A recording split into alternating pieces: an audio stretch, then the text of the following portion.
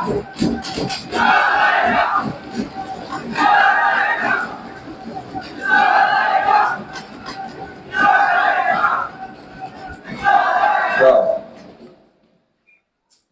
پہ، آپ لوگوں پر خان کا اعتماد ہے. ہمارے لیڈر عمران خان نے آپ پہ اعتماد کیا ہے، ہم آپ پہ اعتماد کرتے ہیں. آپ قدم بڑھائیں، ہم آپ سے 4 قدم آگے آئیں گے، لیکن وقت کم ہے. آپ قدم اٹھائیں، بہت کم ہے وقت. آپ لوگ قدم بڑھائیں گے، آپ ہمیں اپنے سے آگے پائیں گے ہمیشہ. لیکن بس ہم آپ سے یہ توقع کرتے ہیں کہ آپ وہاں پہ کھڑے ہو. ہم آپ کو پروٹیکشن دیں گے. میں نے خود آپ سب کو، ہم سب اکٹھے تھے، کئی شکلیں اندر مجھے نظر آتی. آپ سب ڈی چوک میں 26 نومبر کو اکٹھے تھے، تھے کہ نہیں؟ یہی سہیل افریدی ڈی چوک میں میرے ساتھ کھڑا تھا، سارا دن یہ میرے ساتھ لڑا تھا. جب میرا نعرے نہ مار، یہی لوگ، ان لوگوں کو آپ کا خوف ہے، اسٹوڈنٹ کا خوف ہے، آئی ایس ایف کا خوف ہے ان کو.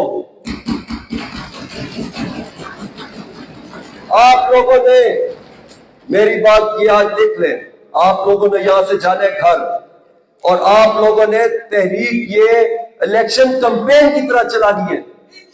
آپ کنونشن کریں، ایک بندہ بھی آئے گا تو میں ضرور آؤں گا اس کے پاس، میں آپ کے ساتھ ہوں گا ہمیشہ. جس طرح آپ نے کہا، سوات جو ہے، میں نے خود ہمیشہ، یہ کھڑا ہے سامنے، سارے آپ کے لیڈرز بیٹھے ہیں، دادا بھی کھڑے ہیں، میں نے خود ہمیشہ 2014 سے لے کے، کیونکہ 2014 جو ہمارا تھا نا، پہلا دھرنا تھا، پہلا بڑا ایونٹ تھا یہ، اس سے لے کے آج تک ہمیشہ میں آپ کو گواہی دیتا ہوں کہ سوات کا لوگ سب سے پہلے پہنچے خان کے آگے، سب سے پہلے سوات کا لوگ پہنچے. میں گواہی دیتا ہوں اس چیز کی. اور صرف پہنچے نہیں ہیں، سب سے آگے کھڑے ہو کے فرنٹ لائن میں لڑے ہیں، سب سے قربانیاں دی ہیں وہاں پہ. تو خان کی رہائی کی آواز اٹھانے کے لیے، تحریک چلانے کے لیے آپ میں سے کسی کو کسی عہدے کی ضرورت نہیں ہے، کسی منسٹری کی ضرورت نہیں ہے. وہ میرا، وہ آپ کا، اور آپ کا ویسے ہی لیڈر ہے جیسے پورے پاکستان کا لیڈر ہے. وہ عمران تیرے جان نثار، عمران تیرے جان نثار، آپ نے رہا کرو، رہا کرو، رہا کرو، رہا کرو. آپ نے جو بندہ بھی نکلے گا خان کی رہائی کے لیے، مجھے وہ اپنے پیچھے دیکھے گا، ساتھ شولڈر ٹو شولڈر کھڑا ہوں گا. میں اس کے ساتھ ہوں گا، چاہے وہ اکیلا کیوں نہ ہو، میں اس کے ساتھ کھڑا ہوں گا. تیرا یار میرا یار، قیدی نمبر 1، اچھا، تیرا یار میرا یار.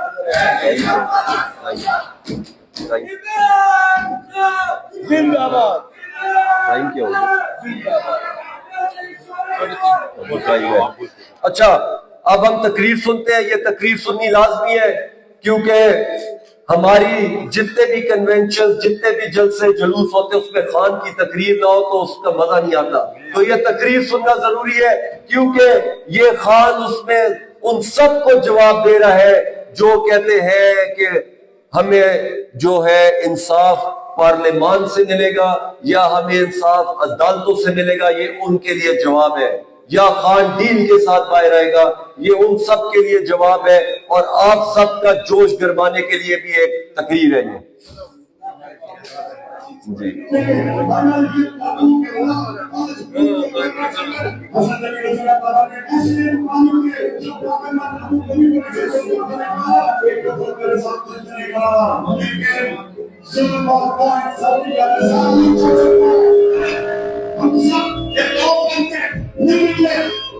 اور اگر ہم نے اس کے خلاف جہاد کی، میں پاکستانیوں آپ کے آزاد کے بچوں کا کوئی مستقبل نہیں ہے. آپ نے اس کو تحریک پاکستان کی طرح ایک اپنی آزادی کی جان سمجھ کے میرے لیے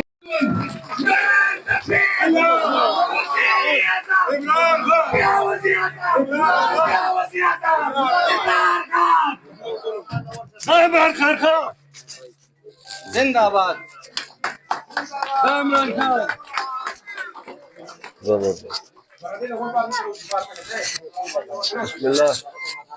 بسم اللہ الرحمن الرحیم.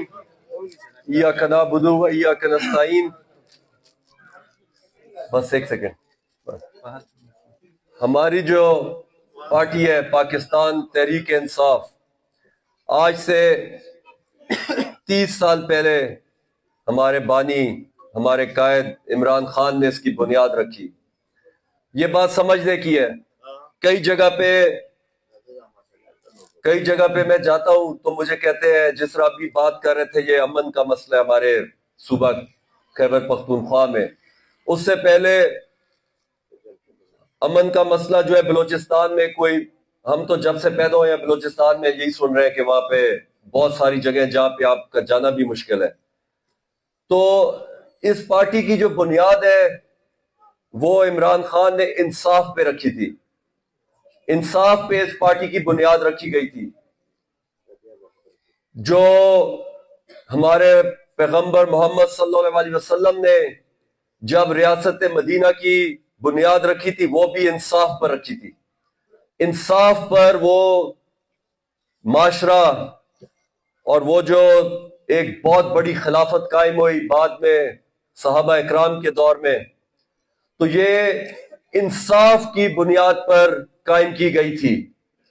آپ لوگوں نے ایک بات یاد رکھنی ہے کہ جب تک ہماری قوم، ہمارے ملک میں انصاف قائم نہیں ہوگا، اس ملک میں نہ امن آئے گا، نہ بجلی کے مسائل ہوں گے ختم، نہ یہاں پر بے روزگاری کے مسائل ختم ہوں گے. جب تک انصاف قائم نہیں ہوگا، جب تک غریب عوام کے اوپر نا انصافی ہوتی رہے گی. ابھی حال میں یہ ایک ترمیم ہوئی ہے، 27ویں ترمیم، خالصاً 3-4 بندوں کے لیے یہ ترمیم کی گئی ہے. وہ کون سا معاشرہ ہے؟ مجھے آپ بتائیں. آپ مسلمان ہیں، ہم مسلمان ہیں. ہم لوگوں کا جو معاشرہ ہے وہ اسلام کی بنیاد پر ہے.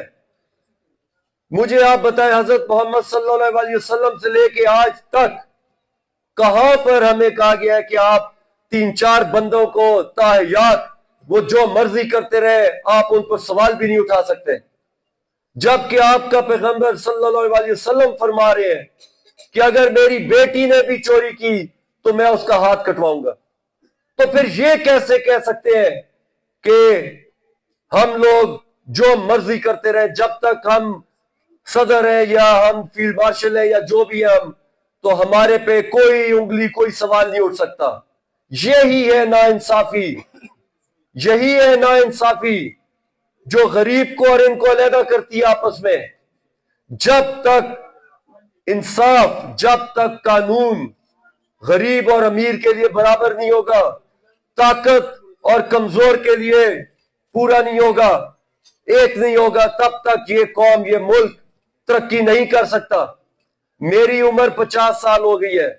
میرے بزرگ بھی یہاں بیٹھے ہیں، کئی میرے بچے چھوٹے، ہمارے سے بچے بھی ہیں، میری عمر کے بھی ہیں.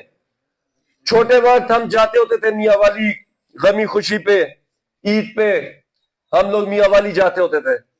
اس وقت بھی 50 سال پہلے بھی یہی بجلی کا نظام تھا. ذرا ہوا چلتی تھی بجلی چلی جاتی تھی، بارش ہوتی تھی بجلی اڑ جاتی تھی. گیس وہاں پہ نہیں تھی تب. تھانے کچہری عدالتوں کا یہی نظام تھا، یہی مسئلے مسائل ہم وہاں سنتے تھے. آج 50 سال گزر گئے ہیں، آج بھی ہم وہی مسئلے مسائل سن رہے ہیں. تو یہ کیوں نہیں ترقی آئی؟ کیونکہ انصاف نہیں ہے ہماری قوم میں، کیونکہ ہماری ملک میں انصاف نہیں قائم ہے. چھوٹے بڑے، امیر غریب مختلف ہے، سب کے لیے انصاف. جس کے پاس بدماش ہے، جو طاقتور ہے، وہ مسکین کو، غریب کو کچل رہا ہے. یہاں پر کمزور کا کوئی یہاں پر ولی وارث نہیں ہے.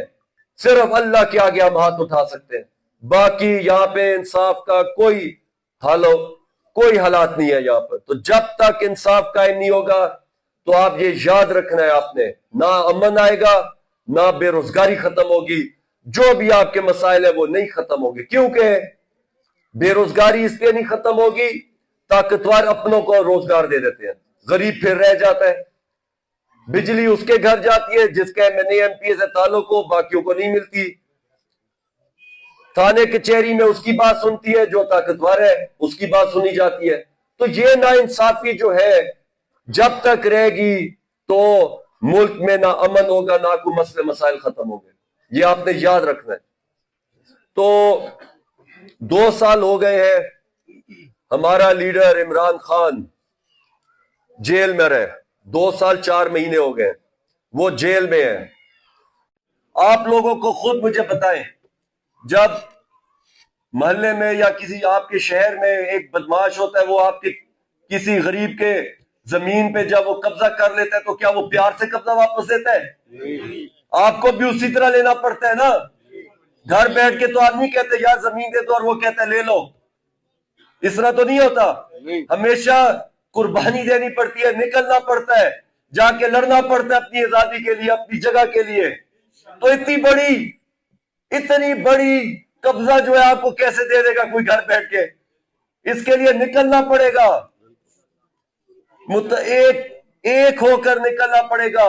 سارے دیکھیں گھر میں بھائی میں اختلاف ہوتا ہے, کئی دفعہ بھائی آپس میں لڑ جاتے ہیں, اختلافات کرتے ہیں کہ یار یہ گھر بنا رہے ہیں, یہ کمرہ میرا ادھر ہونا چاہیے, وہ کہتا ہے نہیں میرا ادھر ہونا چاہیے. اختلاف ہوتا ہے نا, کئی دفعہ ہو جاتا ہے. لیکن جب والد آتے ہیں تو پھر رہتے ہیں کوئی اختلاف.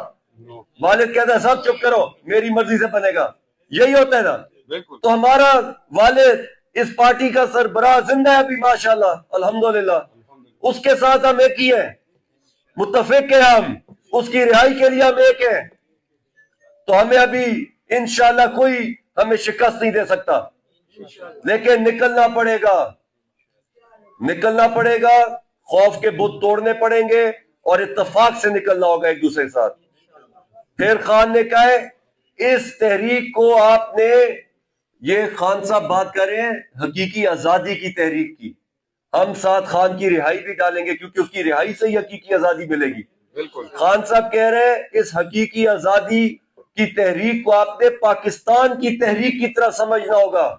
جس طرح ہمارے آباء و اجداد نے اس 1947 میں قربانیاں دی تھیں اور اس سے پہلے سے دیتے آ رہے تھے, اسی طرح قربانیاں دینی ہوں گی, ہجرت کرنی ہوگی, گھر بار چھوڑنے ہوں گے, بچے چھوڑنے ہوں گے, کاروبار چھوڑنے ہوں گے, جب تک یہ آزادی نہیں ملتی ہمیں. خوف کے بت توڑنے ہوں گے. کیا ہے یہ خوف کے بت؟ خان صاحب نے کہا ہے کہ میں اس کو جہاد سمجھتا ہوں, تم بھی اس کو جہاد سمجھو. ہر اس چیز سے جو اللہ کے خلاف ہے, جو اللہ کے حکم کے خلاف ہے, وہ جہاد ہم نے کرنا ہے.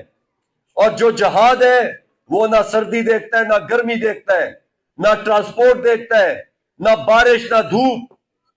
پھر جہاد ہے وہ, پھر پیدل بھی نکلنا پڑے تو نکلنا ہوتا ہے. پھر آپ یہ نہیں دیکھتے کہ احمد بھائی نے گاڑی نہیں بھیجی تھی میرے لیے, میں جہاد پر ہوں, میں پھر گاڑی بھی نہیں دیکھوں گا اور میں پہنچوں گا وہاں پر. یہ ہے جہاد, جد و جہد, ہر اس خواہش سے دور ہونا جو آپ کو سکون دیتی ہے یا آپ کو دین سے دور لے کے جاتی ہے. آپ کو مشکل ٹائم گزارنا ہوتا ہے جہاد میں.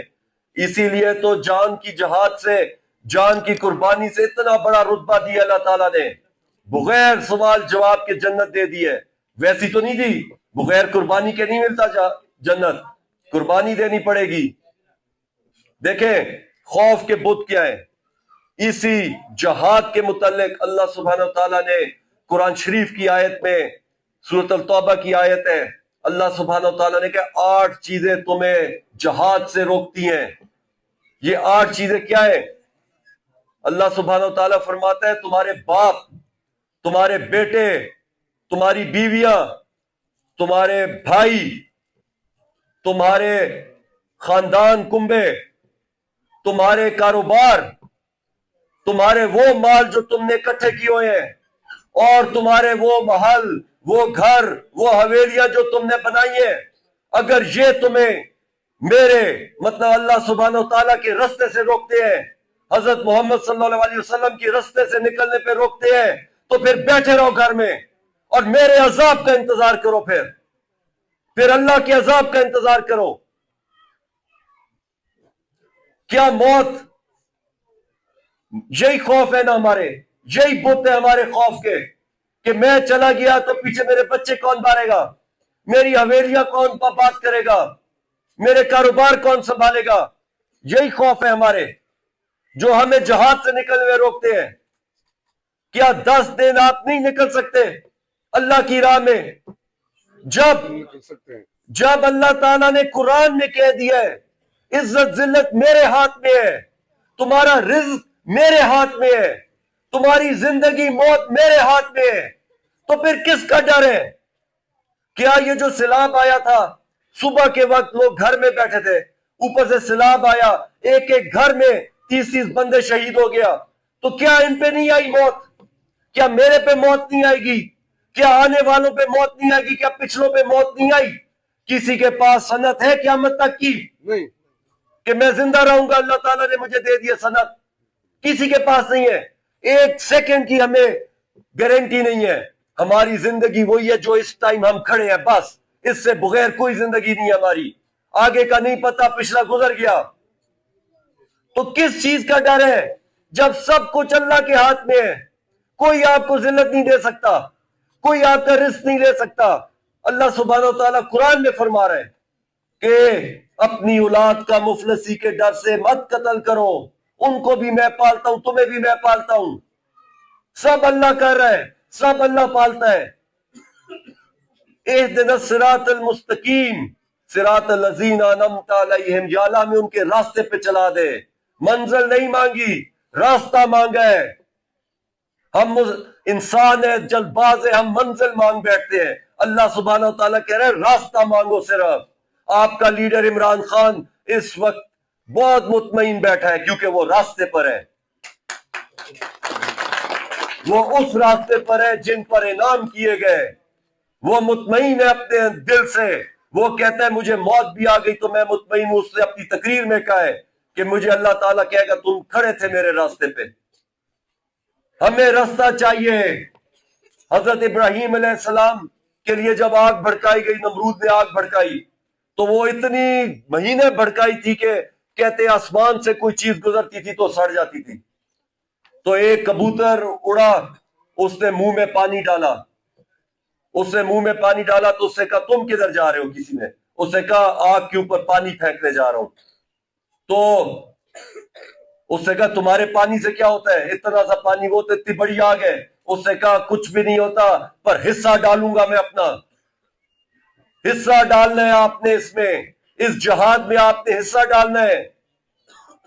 بے شک میں کوئی کہہ رہا ہوں کہ میرے اس نکلنے سے عمران خان آزاد ہو جائے گا، پر حصہ ڈالیں گے ہم، اور انشاءاللہ یہ قطرہ قطرہ دریا اور سمندر بنے گا اور ہمارا خان رہا ہوگا انشاءاللہ۔ اللہ پہ ہمیں یقین ہے، اس پہ جیسے ایمان ہے ہمارا، اس پہ یقین ہے، کیونکہ اللہ تعالیٰ حق کے ساتھ ہے، اللہ تعالیٰ ظلم کے ساتھ نہیں ہے۔ صرف کیا ہے؟ اللہ سبحانہ تعالیٰ قرآن میں فرماتا ہے کہ تم مومن سے پہلوں کو بھی آزمائے اور تمہیں بھی آزماؤں گا میں۔ صرف یہ ہماری آزمائش ہے، اس آزمائش سے ہم نے چلنا ہے، اس آگ میں سے ہم نے گزرنا ہے۔ اللہ سبحانہ وتعالیٰ قرآن میں فرماتا ہے میں تم پہ اتنا بوجھ ڈالوں گا جتنا تم برداشت کر سکو، لیکن پھر اللہ تعالیٰ فرماتا ہے کہ میرا عذاب تم برداشت نہیں کر سکو گے۔ تو دعا کریں ہم اس آزمائش میں کامیاب ہوں، ہم اس آزمائش میں سے گزریں، ہم یہ دین قائم کریں، اللہ کا جو دین ہے۔ ان ظالموں سے اللہ ہماری حفاظت کرے، ہمیں ان سے جان چھڑائے، ورنہ اللہ سبحانہ وتعالیٰ کہتے ہیں تم نہیں کرو گے تو میں تمہارے سے اور قومیں لے آؤں گا اور وہ تم سے ظالم قومیں ہوں گی۔ تو اللہ سے ہمیں خوف کرنا چاہیے، اللہ سے ہمیں دعا کرنی چاہیے، ہمیں اللہ تعالیٰ کامیابی دے اس جہاد میں۔ لیکن جہاد کے لیے آپ کو اپنا